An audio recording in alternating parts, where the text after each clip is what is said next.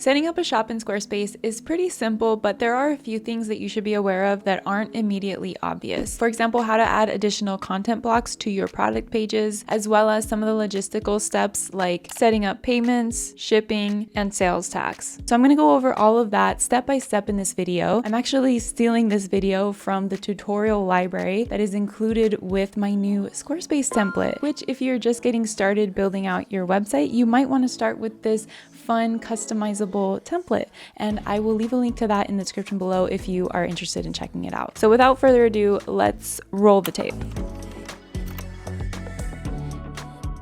To get started, let's create a shop page. You can do that by clicking this plus icon next to not linked. Once your shop is finished and you're ready to start selling, you can move it up here to main navigation so that it will show up in your header. But for now, let's keep it down here. So in this dropdown, choose store. And you could just choose any of these layouts to get started. And then you can name it whatever you want it to be called. And now we're in the store page. And this shop was pre-populated with one category called category 2. You may not see any categories here in your shop. I'll show you how to change this or add more categories later. But let's click on all to see all the products. There are some pre-populated items in here. If you want to delete all of these items, you can just click one of these checkboxes and then you can choose select all and delete. I'm just going to keep them here for now. You can see that when I clicked on a product, it took me to that product's detail page. To go back to the main shop page, you can click on all up here. To add categories to the shop, you can click on the settings cog icon next to all to bring up the shop settings. And then go to categories. Click on the 3 dots icon next to category 2 and then click on delete. And now we can create the categories that we want. So just type out the category and then click add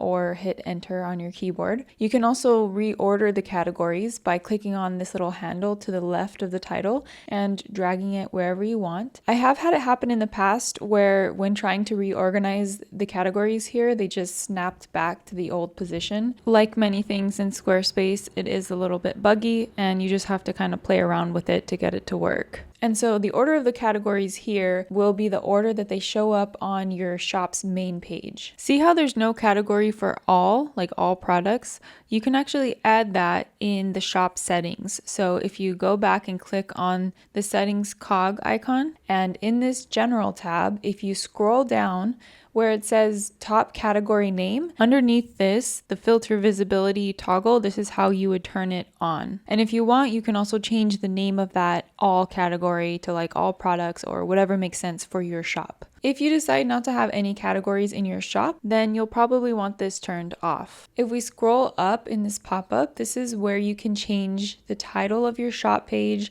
and be sure to also change the URL slug to match the page title as well. So we'll close that and you can see we now have the all category, which we renamed to all products. On this shop main page, let's go into edit mode. So this section is a special section. You can't drag items around here. It just shows the products and the categories. And you can't add any blocks to this section either. You do have some things that you can change about the layout though. So if you click on edit section, you have the option to change the number of items per row. You can change the aspect ratio of the images. You can hide the add to cart button or the price if you want. Under categories type, you can change it so the categories show up on the left in a sidebar instead of on the top. You also have the option to show a category title at the top here. So if somebody chose one of these categories, it would show up at the top here if you have that turned on. And then you can also turn on breadcrumbs, which would be useful if you had like multiple levels of categories. And you have the option to position this category header over on the left or in the middle.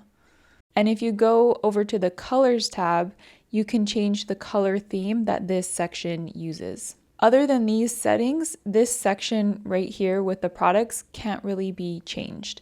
However, you can add as many sections as you want above and below the shop section. And these sections are just regular sections using the drag and drop editor, and you can add whatever blocks you want here. So to change the actual products, let's exit out of edit mode and then click on all. Let's delete all of these existing products. So let's click on create product And then based on what you want to sell, you can choose the type of product. I'm just going to choose physical.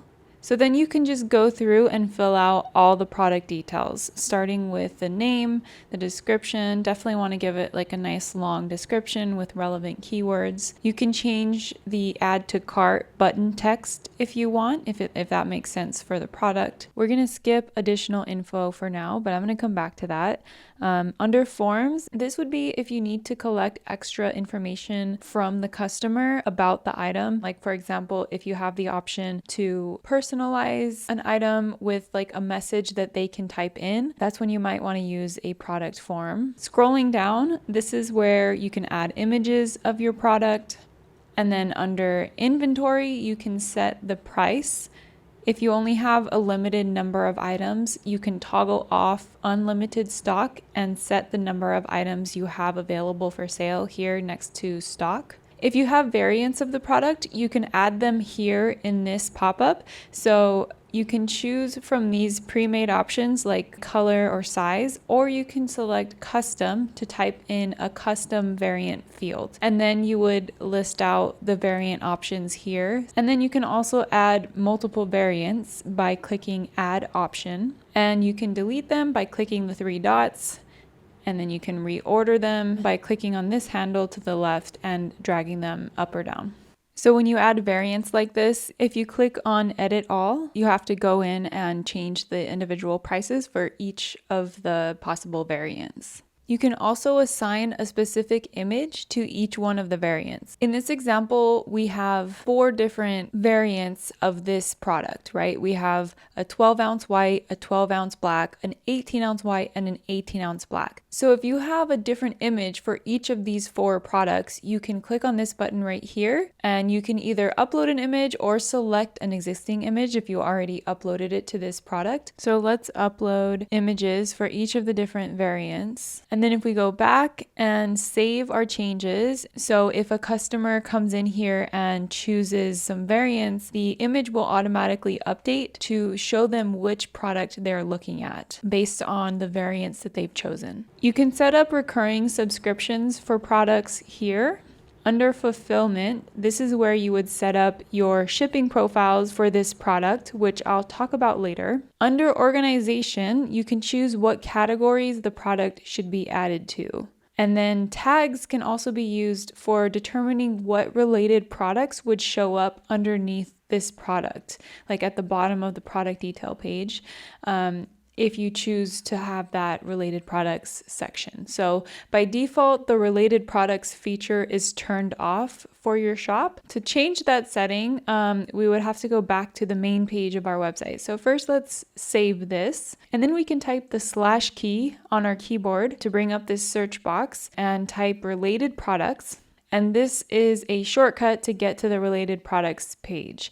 But you can also get to this page from over here under products and services, selling tools, and then right here is related products.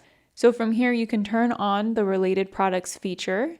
This turns it on for all products, and you can change the name of the related products section title and change the sort options here as well.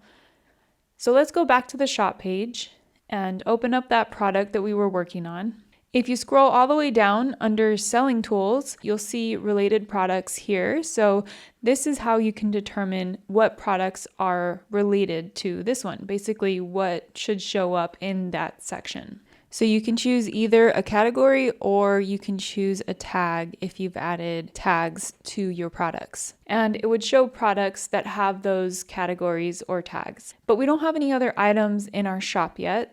So to add a new item, you can click on this plus icon up here. And I'm just going to quickly speed through and add some more items to the shop. Okay, so now we have some more items in our shop. And now if we click on one and scroll down, you'll see the related products section here. And it's showing other cups here, basically other products that I added to the cups category. So while we're here, let's edit this page. This is the product detail page.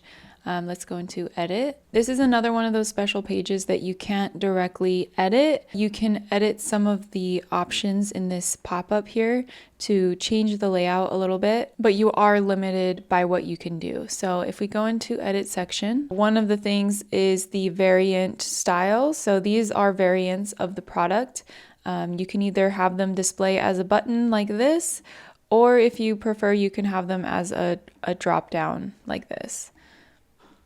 You can also swap the pictures with the text, so you can decide if you want them to be on the left or right, and you can do that. If you scroll down under gallery placement, this is where you can change that. You can also choose to move these thumbnail images down here if you have more than one image uploaded for a product. It shows these extra images here. So if we scroll down to gallery thumbnail placement, you can change that to below if you want. And you also have the option to change the width of the gallery. And you can also change the aspect ratio of the image. If you scroll all the way to the top, you also have the option to change the overall layout of this product detail page. So you have a few options here. I personally just like to use the simple layout. This also gives you more options to customize this layout, whereas for these other ones, there are no settings to customize. So those are kind of the main things in here, but you can come in here and play around with it some more. And then if you want, you can also change the color theme of this section. So if we go over to colors, so anything that you change in this pop-up, the colors or the format, is going to apply to every product detail page on your website for this store, for this particular store. So you actually could have multiple stores on your website if you have that need. And so these settings would apply to all products within this store. So you might want to also add some more content to this page. And it's not really intuitive how you would do that. Like you wouldn't do it here in edit mode. Instead, you would have to go over to the settings for this product by clicking on the 3 dots icon button next to the product title and then go into edit. Scroll down a little bit. This right here, additional info.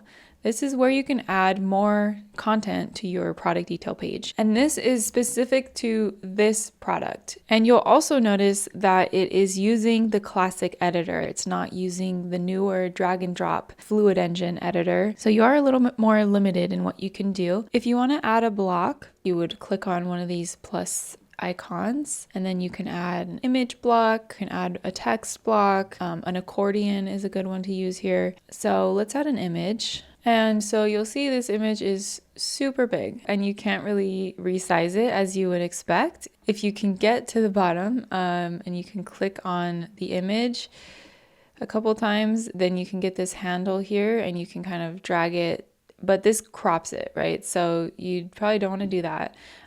So what you can do actually in the classic editor, this is across the board. If you're on a blog page, if you're on an event page, or if you're here, you can use spacers to kind of build the layout that you want. Like you can add different columns and stuff to your layout. So I'll show you what I mean.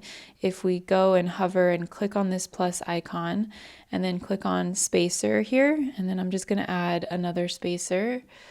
So now we have 2 spacer blocks. You can click and drag it and try to add it to the side of the other spacer block. It is very finicky and oftentimes doesn't work, but it might work better if we just drag it over here next to the image. So you see how this vertical line appeared? So that's where the block is going to be dropped. So if we drop it there, so now we've basically split the layout into 2 columns. And so you can like click and drag this line to adjust the size of the columns. And if you wanted, you can even add a 3rd column. So right now this spacer is not really being used. So we can try to like position it in between these other 2 columns.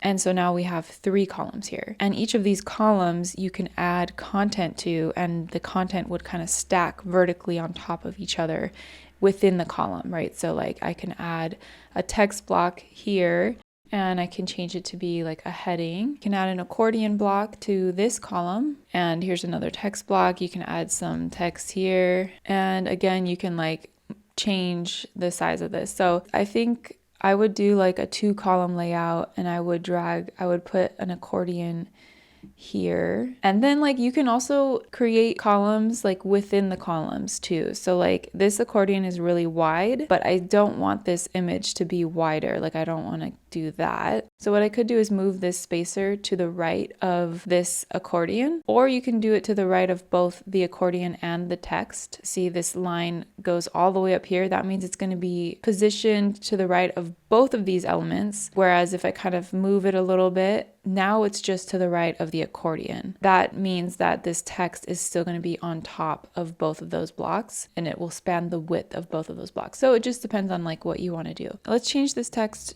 to product details and then change the style of the accordion a little bit. We can remove the top and bottom dividers, and then we can decrease this row padding. We can change the font style of the text for both the title and for the description inside. And then under the content tab, you can click on the items to change the actual text that goes inside them. So we can use the accordion block to highlight some features about the product. And again, we can like adjust the size of this if we want it to be a little bit bigger. You'll also notice the fonts are not matching the rest of the website here, and it's just using like some default font, it seems. But if we hit apply and save, so now we see all of that stuff we just added here underneath this section. And you'll see like the font looks completely different here, right? So it's just the font that's in the additional info section, like this layout right here, is weirdly like a different font than the rest of your website. Like, I don't know why it's like this. I think this whole additional info feature of Squarespace, like the fact that you have to do this to add more content to your product details page,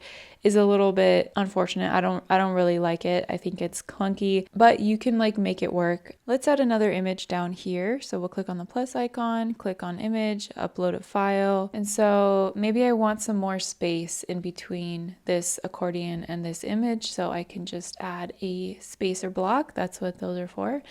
And with the spacer block, you can drag this handle to decide how much space you want, but there's a limit. You can't go smaller than that. So let's crop this image. I'm trying to scroll all the way down, but in this view, you can see we have 2 scroll bars here. So just be aware that if you're like trying to scroll down and it's not working, you probably have to scroll the other scroll bar. It's a little bit awkward. So if we click on this image, see this handle pops up, so we can drag it to crop the image.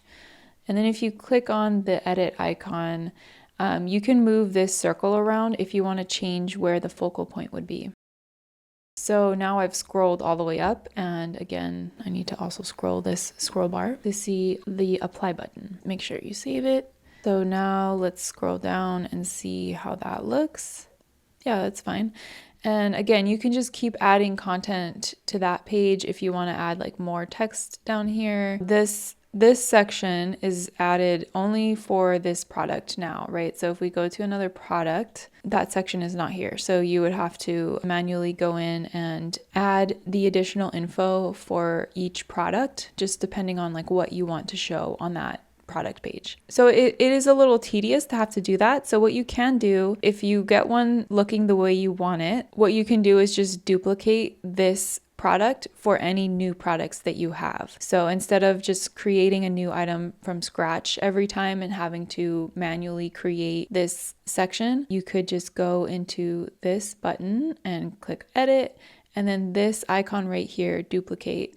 So this will duplicate that product, and then you can go in and change the product name to whatever you want it to be, change the description, and then go into additional info, and all of that is there already, kind of like a template, and you can just go in and change the images if you want. You can change any of the product details if you need to, or maybe this is like where you have more general info that applies to every product, so you could just leave it as is.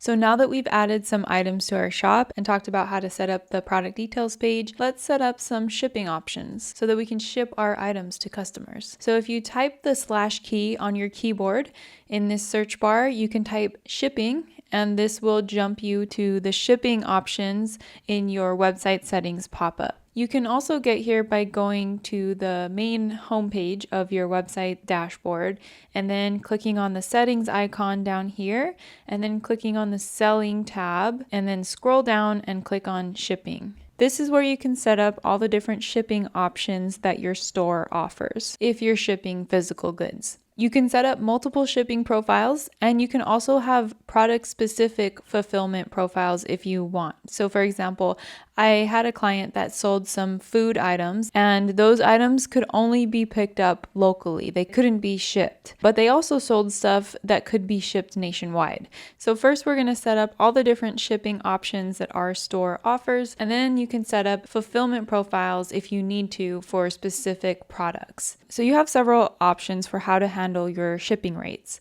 If you want to be able to buy and print shipping labels directly from Squarespace, you would need to choose any of these carrier calculated via FedEx, UPS, USPS options, and then go through all of the options in the following pop-up to choose like which shipping services you want to offer, and make sure you go through the other tabs too, just to make sure you're filling out all the info you need to. If you go with this option, you will also need to make sure you fill out the weight and dimensions for each of your products, or like the package that you would be shipping it in the product settings page. Otherwise, if you're going to handle buying and printing the shipping labels yourself, like outside of Squarespace, you can either choose flat rate if you just want to charge a flat rate for all of your products. And this would be the option that you would go with if you want to do free shipping. You can also have a fee per item, which is like adding on to the shipping cost for each additional item that's in the cart, in the order. Or you can do depending on weight if you want to charge a certain amount based on the size of the package.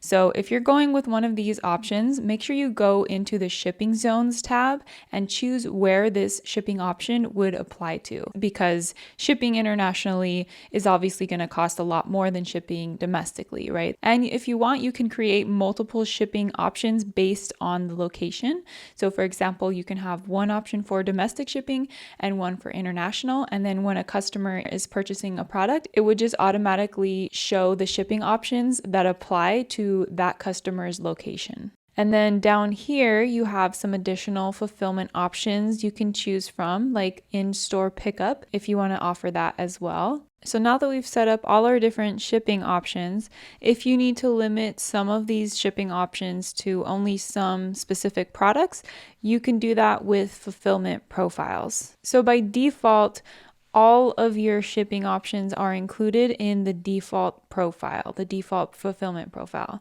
If you need to create profiles that only have some options for some of the products, then you can add a custom profile. So for example, if you have an item that is not available for local pickup, but all of the rest of your items are, then you can create a profile that is just called shipping only. And then we would just choose all of the shipping options except for the local pickup. So we can save that. So now we have this custom fulfillment profile, and we can assign that to specific products. So from the products tab of your website, let's say this item right here is not available for local pickup, is only available to be shipped. Then we can click this and click on the shipping only fulfillment profile. So that's how you can assign specific shipping options to different products in your shop. By the way, while we're here in the products tab under products and services, this is also a quick view of all of your products. So you can come here to edit the stock of your items, to edit the prices. You can also click here to quickly access those fulfillment profiles that we just talked about. And you can quickly jump to the product details for any of these products by clicking on the three dots icon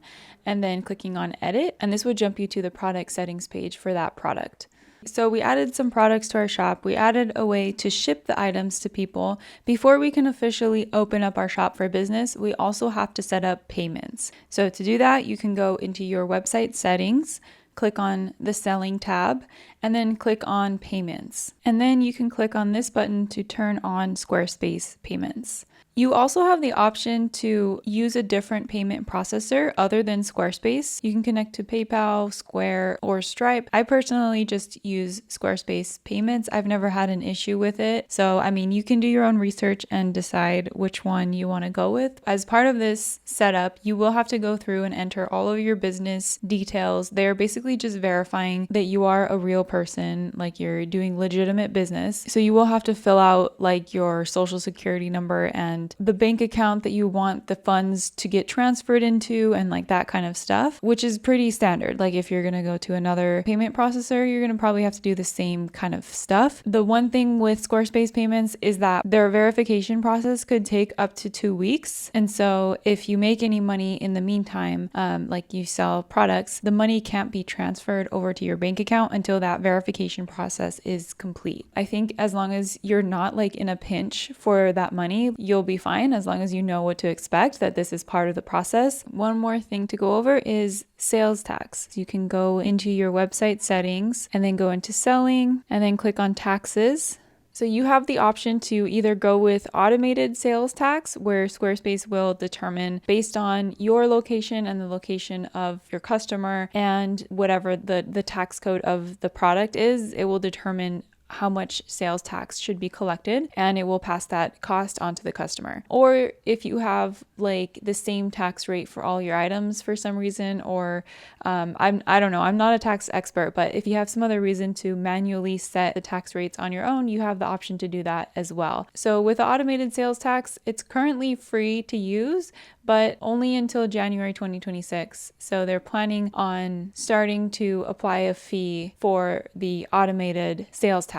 And the cost, this is how much they're planning on charging for it. So it's dependent on your Squarespace plan. And it does seem like there is a maximum fee as well. So it won't go higher than like 99 cents in the US. I think that is the last thing to be aware of. So if we go back over to our shop, if you click on this plus icon right here to create a new product, you'll see that there are different types of products you can create. So in this tutorial, I was just going with a physical product, but you can also create like a digital download product. You can create a service. If you want to do like print on demand stuff, you can do that using Printful. They use Printful. So you can connect that here and you would create a Printful account and follow the instructions to get that set up. So you have all of these options for stuff that you can sell. And then in addition to having a store like this, you can also sell like memberships and paywalled content. So that would not be included as like in a store. It would be like its own page. So if you click on this plus icon under the pages menu, you can have like a course that people have to pay for. So you can create a course.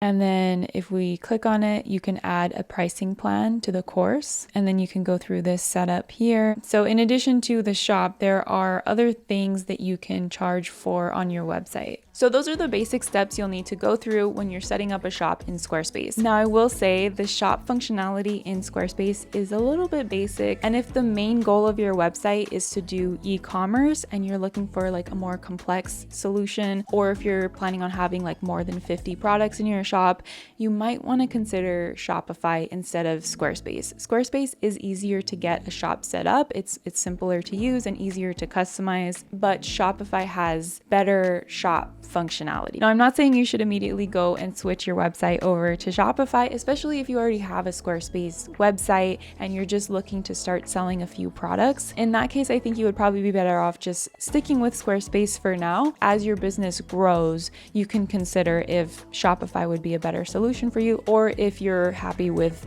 the way Squarespace is working. Most of the videos on this channel have been geared towards Squarespace because that's what I am most familiar with, but I am planning on diving into Shopify in the next few months and just like learning the ins and outs of that platform. There may be some Shopify content coming to this channel in the future, who knows? If you found this video helpful at all, I would really appreciate it if you could hit the like button underneath the video. And while you're down there, if you want to see more content from me, make sure you hit the subscribe button. If you're still here, thank you for watching until the end, and hopefully I will see you in the next video.